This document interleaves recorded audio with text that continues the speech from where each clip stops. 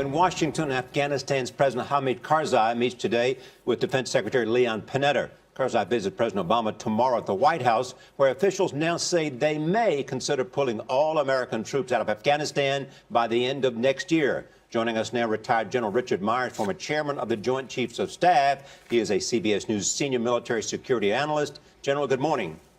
Hey, good morning, Charlie and Gail. Give us your assessment of a zero option. No American troops after the final withdrawal in 2014. Well, I think that would be an option that would probably lead to an Afghan government that would be under pressure from Taliban, perhaps Al-Qaeda. The world abhors a vacuum. I think that would start to leave a vacuum and a vulnerability to the Afghan government that would be filled by Taliban for sure, and could result in an Afghanistan that we found before the turn of this century. So you would recommend against it? If I were still in office, yes, I would. I think there's potential there in Afghanistan to make the place a lot more secure with Afghan forces, but it's going to take more time than we have currently. Why do you think the White House may see it differently?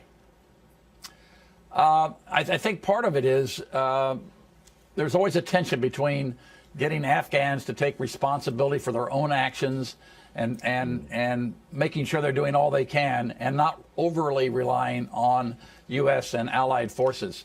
So I think part of what we're seeing is playing out probably in the media here is to put some pressure on the Karzai government to be realistic about their expectations and to make sure that Afghans are doing all they can to ensure their own security. What might come out of the Karzai visit? Well, I hope one of the things that would come out of it is some sort of agreement on what status of forces agreement might come out of talks, because that was a step that failed in Iraq, and why we had to pull all our troops out of Iraq, because we could never agree on the legal status of U.S. troops in Iraq. And I think if you talk to Iraqi leadership today, that they regret that they were not able to come to some sort of agreement with the United States on that. So I would hope that at least part of what they talk about is this status of forces and who has the legal jurisdiction over our U.S. forces that are left behind. So you would hope what happens and didn't happen in Iraq will happen in Afghanistan.